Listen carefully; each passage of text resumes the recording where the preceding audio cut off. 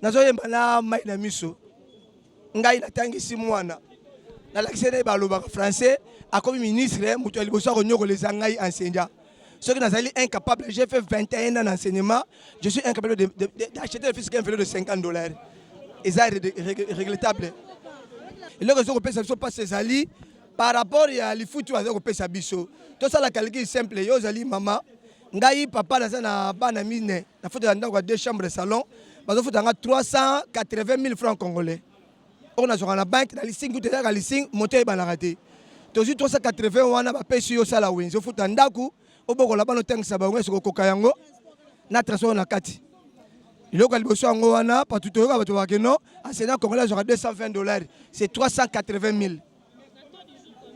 C'est 380 000, ça les calcule, c'est à peu près $130, $110. Donc, ma première gratuité, ma bonne information, tout le monde a carte à listing, il y a 80 000, ma pèse à 60 000. Contrairement à Bandeko Bazana Gombe, bon, on va 250 000, tu as habité sur quelle base? Tu as la ville Moko, biso le marché Moko, programme national Moko.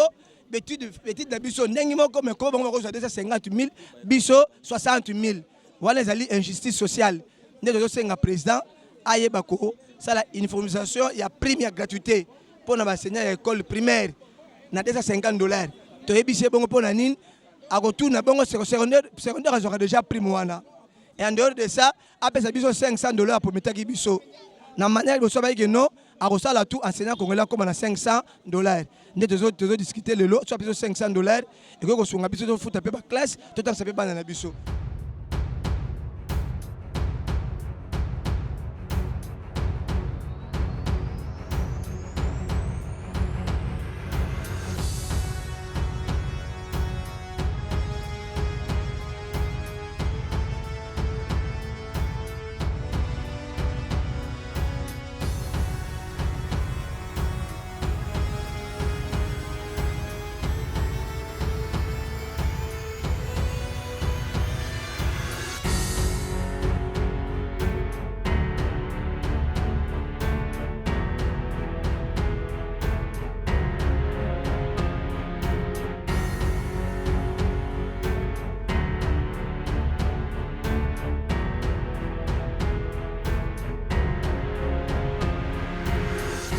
Tous les enseignants, il y a école primaire publique, il y a ville province, il y a Kinshasa. Donc, tous les mois délégation, il y a chaque école primaire publique. Présence na biso ah ouais, ça pour nous revendiquer salaire na biso, le salaire de base en tout cas, c'est tellement très minime. Imaginez nga naza enseignante.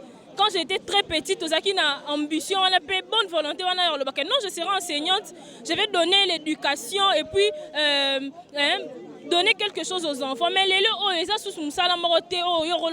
on a comme enseignant parce que imaginez, je suis étudiante. Dans l'université, tu as $430. Mais moi, j'ai un salaire de 385 000 francs. N'habitez, maman nanga, na repese nini, nga moko na reçoit combien la fout à l'université et mes besoins propres. Donc nous demandons que notre président d'abord uniformise la prime de la gratuité à 250 000 pour tous les enseignants de l'école primaire publique et puis d'améliorer aussi nos salaires. Biso tozo déclaré un salaire na biso. Pas pèse à $500. Mais pour n'amboka ba oy bazozwa 24 000 $. Ezo utawap. Kaka biso ba sena soki to sengi $500 eza ebele. Bo bazozwa 32 000 $. Eza moke pona bango. Alors biso problème na biso ezanine. Tozana ba sena primaire. Na secondaire biso bango bazofuta prime ya banseignant ya bana biso za na primaire tozokende kuna tozofuta mbongo epa na bango na secondaire mais biso bana na bango tozotangisa bango ofele mais siko biso tozosouffrir na salaire ya $80 siko 80 wana biso tokofuta na secondaire kuna $300 $400 wapi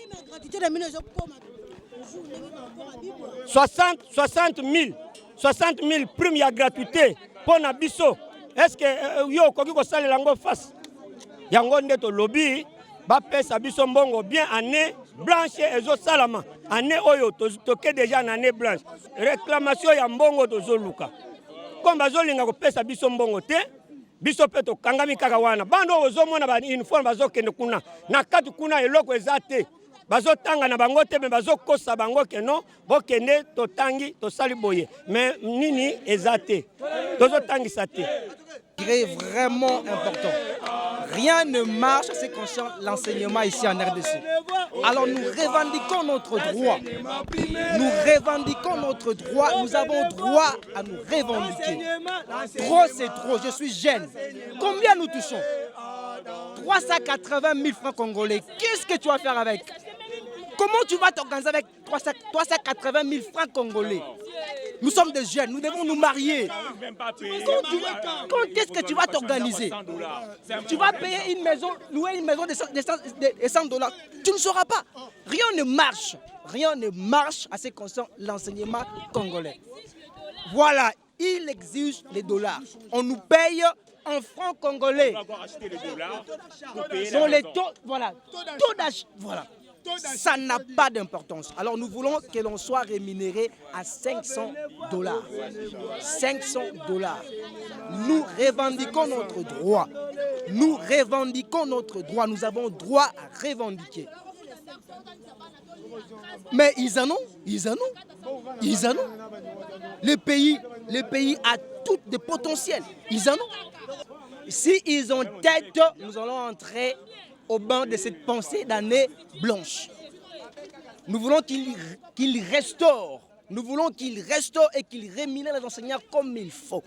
C'est ça notre problème. S'ils sont tête, nous allons entrer au banc de l'année blanche. Bon, ce n'est pas un problème. Nous aimons nos enfants. Nous aimons nos enfants. Nous aimons trop nos enfants. Ce que nous voulons, c'est notre rémunération. Que l'enseignant congolais soulève la tête et dise que non, je suis capable de louer une maison, je suis capable de m'habiller comme il faut, je suis capable de me faire loger comme il faut. Qu'est-ce que nous avons fait? C'est une malédiction ou une bénédiction d'être enseignant ici au Congo? Alors, qu'est-ce qui ne va pas? Ailleurs, l'enseignant touche mieux. Pourquoi c'est moi ici en RDC? Rien ne marche. Alors, nous ne voulons pas que les enfants chôment. Non, non. Nous, nous revendiquons notre droit. Qu'ils régularisent notre problème. Et c'est tout.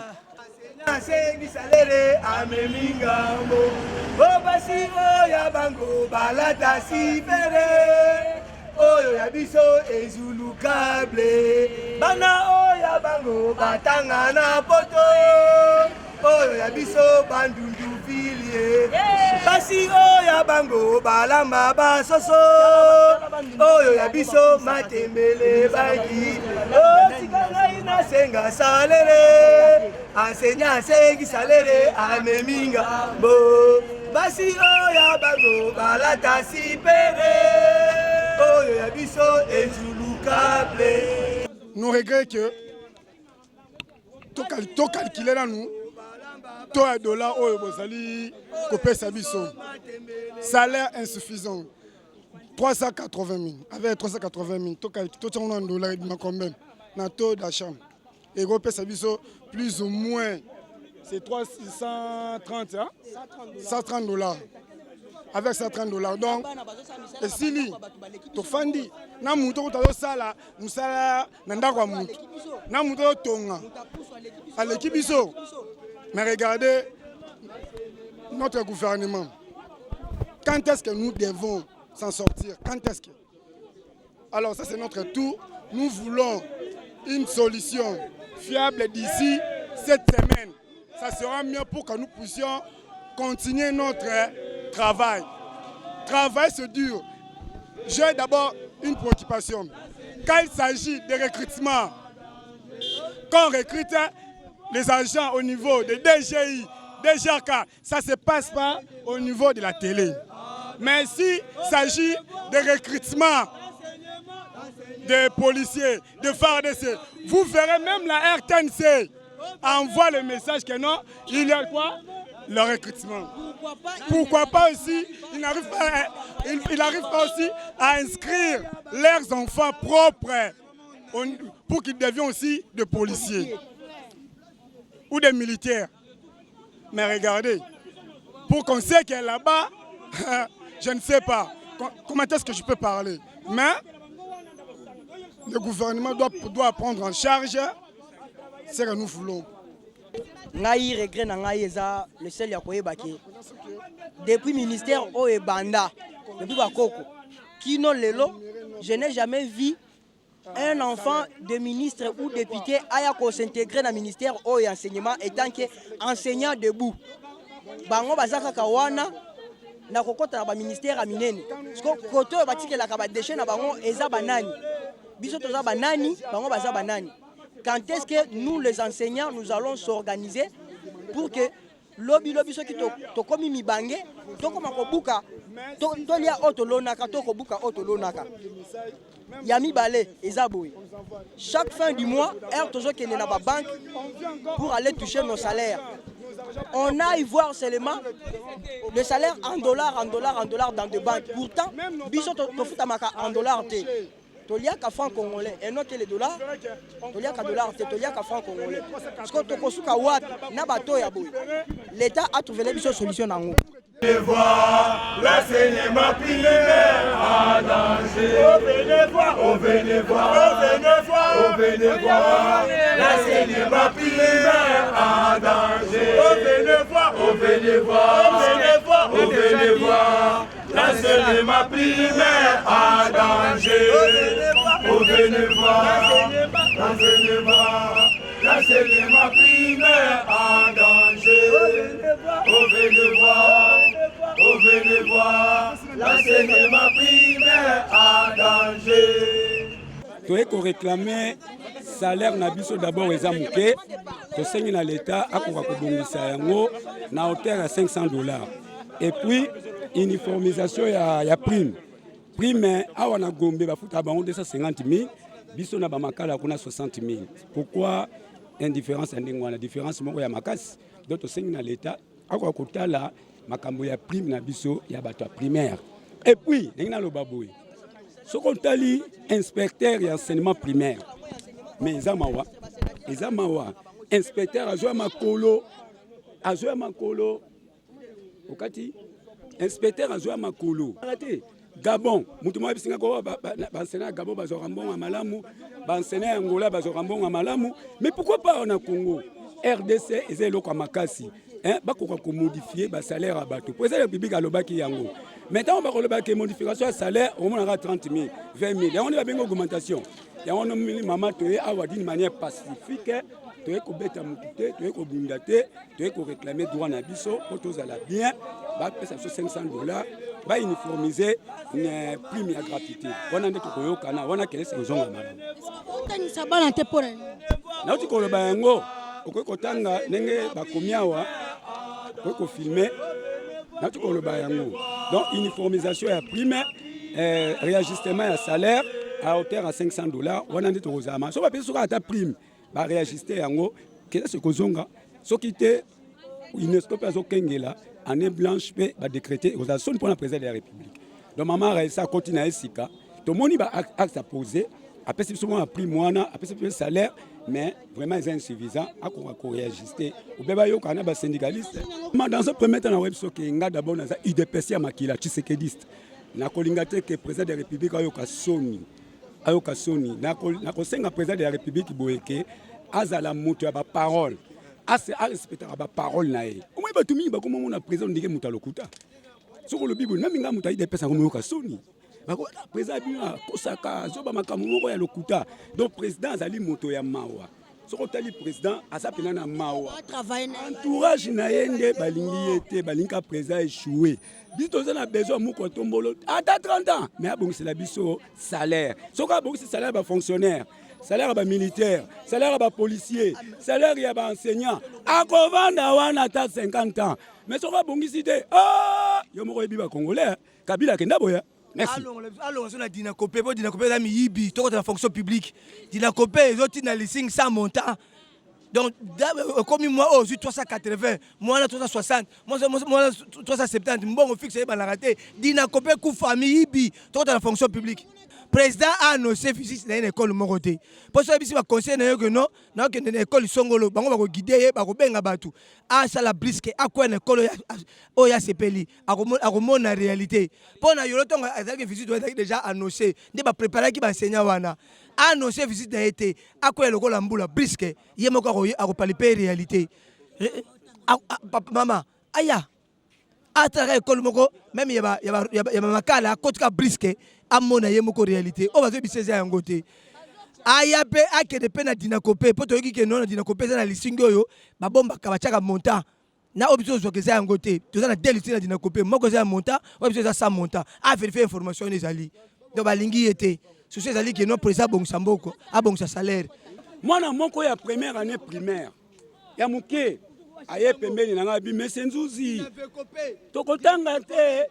On a nini boza kotangisa biso te mwana ya première année primaire il y a 6 ans omoniti kisa malamu te eza soni tovingi toni mwamba moyebe bana lelo tokomona bakena kosala banégociation kuna ya 15 jours mama tunanga combien balexi bango 15 jours à pamba tunanga combien bazo brandi bango 20 000 francs ya augmentation sur $500 tala humiliation aye ko brandi 30 000 francs ba délégué baboyi babi oza humiliation baye ko brandi 50 000 francs donc bamoni biso ndo ba nyangala kata balinga te to sala grève moko sauvage donc to pesi bango ultimatum ne papa mo to ebisa ngawa ou bien soki président monika kokana été atika makamba gratuité on revient à la prise en charge. Nous allons convoquer les comités des parents. Les parents babanda kofuta la bango biso nenge ya kala. Et makambo soni ezo simba te. Ayoka soni te. Donc convoquer le comité des parents. Chaque école est organisée. Les parents bafuta nenge za ki kala. Président ka soni te. Maman. Non. Tolobite ki parents bazon pas ba ke non toza contre. Gratuité enseignant, il y a papa président. La gratuité est constitutionnelle. Notre problème c'est que non, papa président a foutu biso mbongo et sengeli pour régler le début du mois. Au cas contraire, tu as une blanche, ali tu kendele. Tu as besoin mbongo parenté. Tu as besoin président foutu biso. Alors on a besoin Dinakopé, dynamique de voleurs, il y a salaire des enseignants. Tu as Dinakopé. Dynamique de voleurs ya mbongo ya enseignant po bazana listing oyo atina kabiso ezana montate Dinakopé dynamique de voleurs bama bakisa comme nango bakisa kawana donc tozali pour président na gratuité alors on a Dinakopé attention la fonction publique akomona biloko ekosila eloko na besoin yango wana naza marié mais moi ça qui manga pona kosomela superité na to yemba wa basi na bala taka ba super ya biso nzulukable na lera soso na bonne année. Na bombe liote ngaya c'est la police. Maman na salaire nini? Yo zali maman, zo 380 divisé par 30. Okomona que non, présence journalière na ngai. On a gagné c'est moins de $10. Sikoyo. Table no soko mata. Soko pesi moi si. Mbongo wala sala wenze. Aoyela yo nini? Bidon mafuta. Yo bidon mafuta le zali. Soto keye za pa peu ba. Kaka na mbongo wana, je suis incapable ya kosoma linza ya miliki ya ndaku. Donc lelo soki na kei d'hôpital, ngai enseignant congolais. Première maladie wa kanga ngai manquement du lait. Pas la miliki te. Première maladie, manquement du lait. Voilà. Et moi j'ai encadré des ministres na Sansinine. Nous avons des députés au Bazar D6. Alors j'ai 21 millions, $21,000. Na musala tantôt 2 fois par mois, mais puis de chaque jour, pas besoin de 380 000 francs congolais. Et si vous prenez cet argent, vous faites même le budget mensuel. Il y a moi, il y a ministre, il y a aussi maté. Même pas valeur et chaussure, il y a ministre, il y a comboté. Na 380 000 wana, moi si nanga rolia nini, bana nanga un jour, bakotama na mutu ko papa na bango somba tikeli bango. Est-ce que ngai enseignant congolais, je serai en mesure ya kotika la bana ngai adresse fixe d'absence ngai? Voilà. Donc quand est-ce que moi je vais acheter une parcelle? Quand est-ce que moi j'aurai cet argent, la somme qu'on est en train de payer, un député $21 000. Donc je ferai plus de 35 ans pour avoir le salaire des députés par rapport au salaire d'Angaï. C'est de l'injustice. Tout ce qui est président de la République a payé sa biso mbo. C'est de l'injustice. A payé sa mbongo oyoyo. Et c'est de façon que enseignant c'est un chercheur. Enseignant ne peut pas aller à l'école. Qu'est-ce que mes enfants doivent manger le soir? Donc l'enseignant c'est quelqu'un qui sort le matin, il laisse l'argent, il est libre, il fait ses recherches pour donner le meilleur de lui-même. Et l'enseignant qui est mal payé, comment il doit donner le meilleur de lui-même? Moi si wapi. Donc comment on occupe maman lupangu?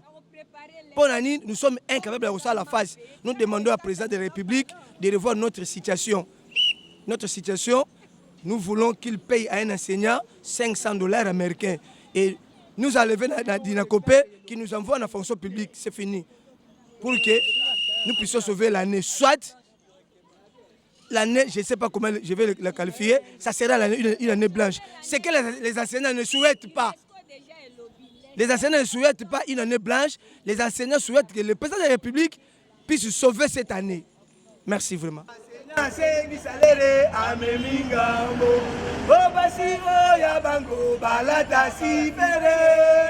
Oyo ya biso ezulukable bana oya bango batanga na poto oyo ya biso bandundu filie basi oya bango balamba basoso oyo ya biso matembele baki otikanga ina senga salere enseignant sengi salere ameminga bo basi oya bango balata sipere oyo ya biso ezulukable toseka salaire toseka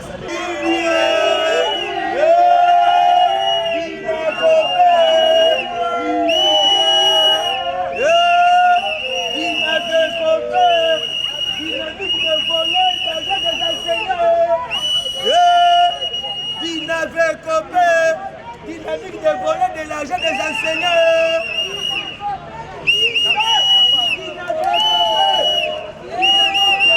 Oyebi bien que gratuité de l'enseignement est dans la carte de la constitution na biso. Pour yo mo pe mtoye ko déclarer yango. Mais oyo biso ba enseignant tozo mona tozo nyoko la biso makasi ezo tozo nyoko ma. Sala musala na ondengo la kaki biso na ba discours na yo nyonso mais que non gratuité ne mte simbi pilier na yonde. Ouais simbi yo eza gratuité de l'enseignement. Ce qui gratuité o bozo bazo ko bafouer yango bomoni ke yo pe musala na opezo ke ne pe na pamba ozo finga mamakasi. Alors message na opezo ke non zongi sana nous ba enseignant ndengo promettre bango ke no bazala bien. Tous là quand même bien. $500 et le côté. $500 et le côté. Bazo kota na ngata supermarché sili na minute. Mais c'est aux autres défendre que ba député mbongo ndambu ba kata bango. Ba misusu bazola la ba pongi. Otala boye bazola ni bazoni bazolia shawarma na kati. Mais ngayo mtu nazo pesa mwana ye ministre na première nga mtu nazo pesa ye mayele wana nazo donc négliger. Shawarma kutolia kala. Machine na ibeta susugu na ngote. Na ibeta na lia na mbula nini. Moi, je suis $1200 francs. Je suis $100 non, ils ont passé. Ils ont passé. Président a été le Likambo. Le ministre ministère de l'enseignement. Ils ont ministère de l'enseignement.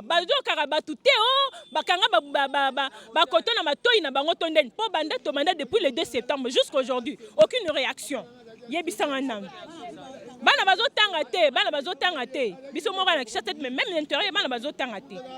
Ganga des années likambo enseignement ezwaka nango solution te. Tozonyo eloko vraiment bozoyoka mutema parce que ko pesa enseignant $500. So balongo linda munave pas ba ministre na bobozo pesa bango na ba député ba $21,000. So balongo linda mubobakisi eli enseignant azo former pas ces wapi.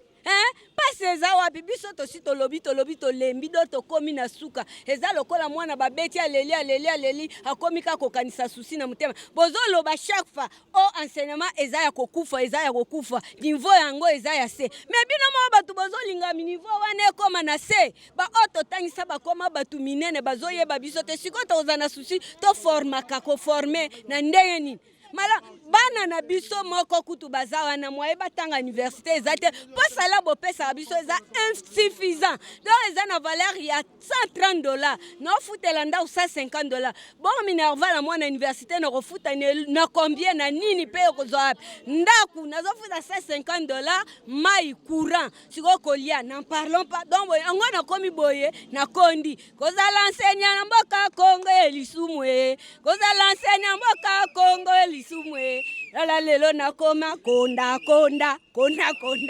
Soki ezaki balinga ko vraiment ba descendre sur le terrain tozo tangisa te to sengi $500. Soki mwana asengi loboko asengi lokolo loboko pe ba pesaka oyo pesa biso $130 pona futa ndaku na combien na lia na combien na kenewe na combien na tangisa bana combien eza na franc congolais so to tie c'est 380,000 francs congolais.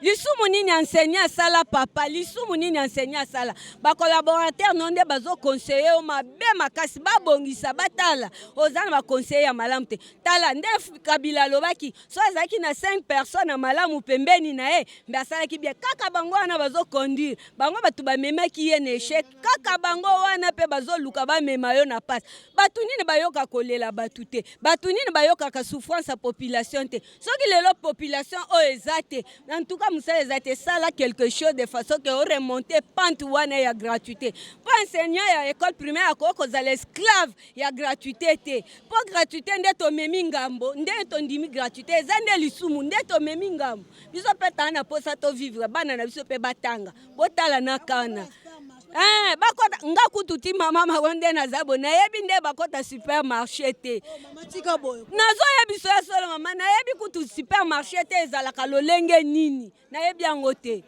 nakoloba na soni te wenze kutu nakendaka ya 17h wana bitula ko wenze bitula biloko etuli etikali o basoldat kampio de commission misu nango yango wana biso tokenda koluka pona mbongo bazopesa tokenda pe wenze na sachet toyebi kutu kitunga ndenge ezalaka te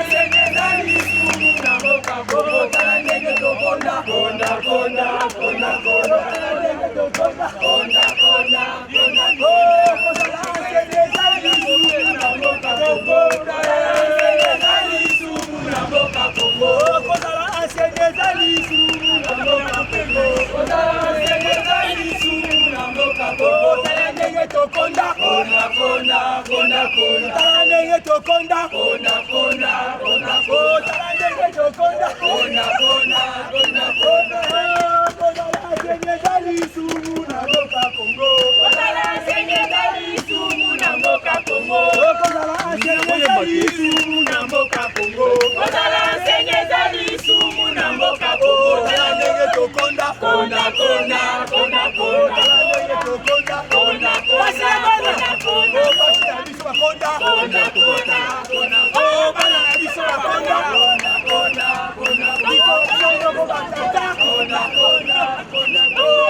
merci beaucoup pour Makambo Tuninga wana.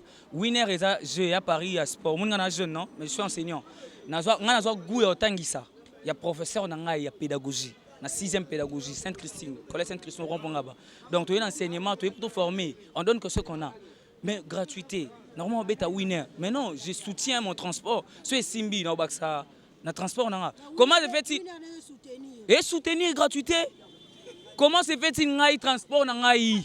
Transport na ngai les salaire de base na ngai. Donc on a balaté. Na des systèmes continuer ticter pour la gratuité. Non. Moi j'ai beaucoup de confiance par mon Félix Tshisekedi. Na confiance na yé. Tant que gratuité, mais tant que lobby local, il faut accompagner. Et alors oloni ba graine ou arrosara na ote otiki. Non, nous sommes marginalisés. Enseignants congolais de l'école primaire, tu vas continuer à souffrir quand même. Ou se mettre devant les enfants. Nanzala. Emmanuel ezalaka susu te ekomi yaka na mbongo yaka na 10 000 francs yaka na mwana dizia mabe ngana olobela ngote comprendre ngana lobela azwa gratuité na ye o aloba keza malamu ya constitutionnel en charge tant olobela ko osunoli tala na ministère enseignement il y a des impunités balandela ba créer ba biloko po ba li ambon enseignant o souffrir bana ba tanga te UNESCO Canada yo année blanche comme ça va privé on a pas okende ba bon apparent ba continuer ba bimisa ba diplôme merci enya comment lokola mobola c'est comment lokola moumbu et donc on doit réclamer ça ba droit na biso ya salaire na ba prime et dans ba école mususu ba prime ba 250 000 ba mususu ba prime ba 60 000 ba mususu 80 25 000 to ebité ba école wana o ba 250 000 na ba biso to ba 25 000 ba 50 000 toza biso to na batina te bango nde ba spécial koleka biso to bango bazana programme mususu biso pe programme mususu donc ezoye bana te biso o te ko revendiquer droit na biso $500 en francs congolais 1 500 000 francs congolais yango toujours réclamer donc d'ailleurs ce n'est rien ba député ozo ba $21 000 pas même le ministre. Donc, biso ba longoli pa na bango ba député wana ta ba 5 000 à chaque fois bambana biso ba enseignant. Ekoloba bango eloko te parce que bazaka kana ba mbongo na bango na ba prime na bango na 4. Mais biso prime ya ba 20 000 salaire moins de $150. Nos salaires c'est moins de $150. Si koto kende wapi pour devenir député, il faut passer dans le bas de l'école. Pour venir ministre, toujours à l'école. Si on enseigner, on va koufa. Nous ne savons pas. C'est la présidente de la République, Félix Antoine Tshisekedi. Son Excellence, mais c'est le président de la République. Tu n'es pas une hôtel, une situation enseignement. Nous sommes l'enseignement primaire. Nous sommes pour la gratuité scolaire parce que tant il y a motivation, et qui ba école ou qui na ville et ben ko bénéficier. Alors, tu souhaitais qu'il a bienvenue na gratuité na biso enseignement. Mais dans ces cas, on m'a camboiso ko kende bien té vraiment mais c'est le président. On en a marre. On en a marre de déclarer l'année blanche. Si rien ne va parce que la rentrée scolaire était déjà depuis le 10 septembre. Jusqu'alors, nous n'enseignons pas. Alors, c'est dans quelques jours. Parce que pour que l'année blanche soit déclarée, il faut qu'il y ait 45 jours.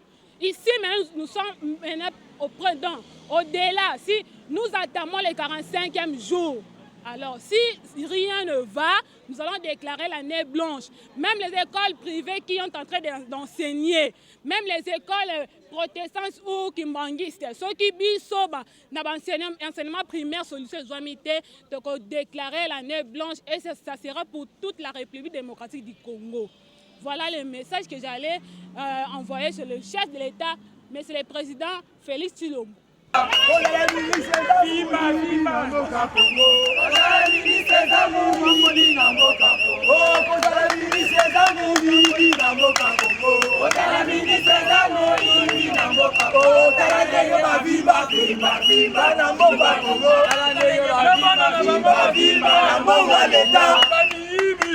Viva, viva na mboka leta. Ozala ministre za Moyibi na mboka Congo.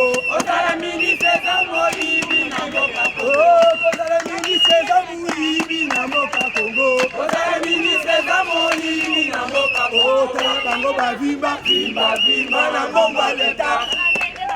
Viva, viva na mboka leta. Ozala enseigner za lisumu na mboka Congo. Ozala enseigner za lisumu na mboka Congo.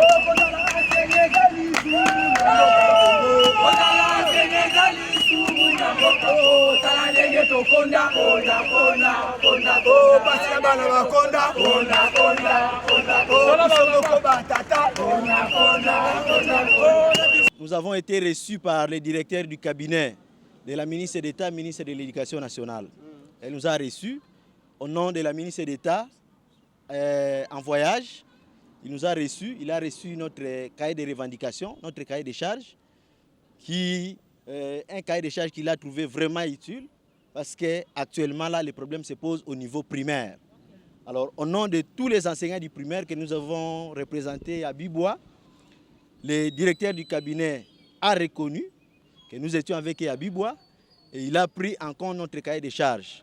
Prenant ce cahier de charges, il nous a recommandé de pouvoir les transmettre, ces cahiers, officiellement par la voie reconnue du ministère. Donc nous devons transmettre les cahiers sur une voie légale. Ça doit passer par la voie légale pour que ça arrive au niveau de la MINETA. La ministre d'État recevra les cahiers de charges des enseignants du primaire et la ministre d'État à son niveau ira présenter ces cahiers de charges au niveau du gouvernement avec toutes les revendications des enseignants du primaire. Parce que actuellement, le problème n'est pas au niveau maternel ni secondaire, mais au niveau primaire.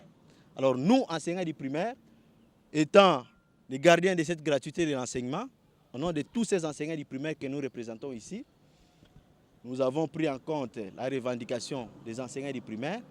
Et puis, le directeur du cabinet est très reconnaissant. Il a dit, il a pris en considération cette revendication. Il attend la ministre d'État, ministre de l'Éducation, dès son retour. Ils vont former, ils feront plutôt une réunion. Au cours de cette réunion, la ministre d'État ira présenter ses cahiers au Conseil des ministres pour trouver des solutions aux revendications des enseignants des écoles primaires publiques. Voilà un peu en bref tout ce que nous pouvons vous dire. Voilà.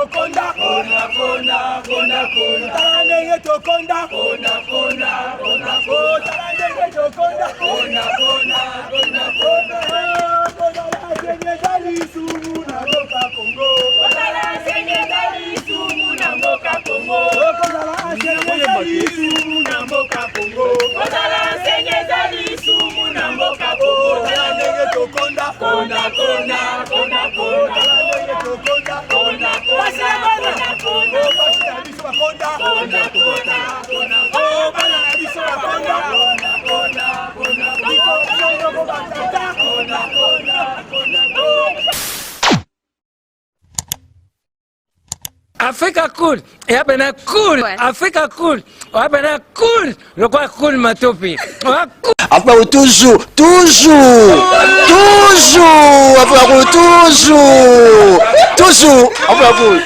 c'est bon. Les chaînes y a bien, et puis vous êtes très rapide.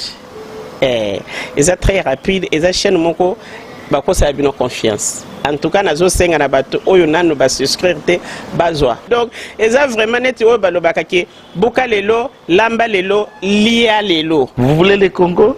Pour que le Congo devienne cool, pour suivre les cool analyses, alors revenez et abonnez-vous massivement. Bobozana Moana, massivement. Alors, beaucoup de gens ils pensent que l'Afrique cool donne l'information en temps réel. Mais je ne crois pas cela. C'est-à-dire l'Afrique cool donne l'information en temps réel et en temps chirurgical. Si tu ne suis pas, tu as la crise cardiaque. Qu'est-ce que tu penses de l'Afrique cool? C'est pépélé. Africa Cool, c'est la destination de prédilection pour une communication optimale. Longo Dianabino Mama. Africa Cool Télévision est une chaîne qui est en train de réunir toutes les tendances. Donc les chrétiens s'y retrouvent, les païens s'y retrouvent, les politiciens s'y retrouvent, les femmes ménagères s'y retrouvent. Donc Eza Eloro Nabiso, to sepe la ranango, yango chaque fois son aïe na Kinshasa, il faut namona Africa Cool. Et au monde de la chaîne Oeza impartial. Et le rôle de Babino, vous méritez le soutien de la population ainsi que des institutions complètes. biso nyonso to s'abonner à Afrique Cool. Afrique Cool oyo. Zengo. Afrique Cool, merci beaucoup leader. Non, je remercie en tout cas Africa Cool, leur support et on leur souhaite bonne chance pour la suite. On leur souhaite le plein succès. Placer un petit mot par rapport à la récompense Oyo. Ah, je félicite très sincèrement Africa Cool. Voilà. Je n'avais pas opéré le mauvais choix. Voilà. J'avais recommandé, je me rappelle que je disais que c'était une destination de prédilection pour une communication optimale d'excellence. Voilà. Nazanga Mogote Tala, YouTube Yemoko à reconnaître que Naponaki m'a bêté. Au moins, il y a choix to salaka, ba réflexion to salaka. Tu as abonné à Africa Cool. Comme ça, tu partages. Bravo Africa Cool. Merci beaucoup. Bravo Bino. Vous s'abonner parce que trophée Ezali à Bino, Ezali partagé. Voilà. Moi, je me sens aussi copropriétaire. Il y a prix Oyo. Voilà. Bravo Africa Cool. Merci beaucoup. Toujours.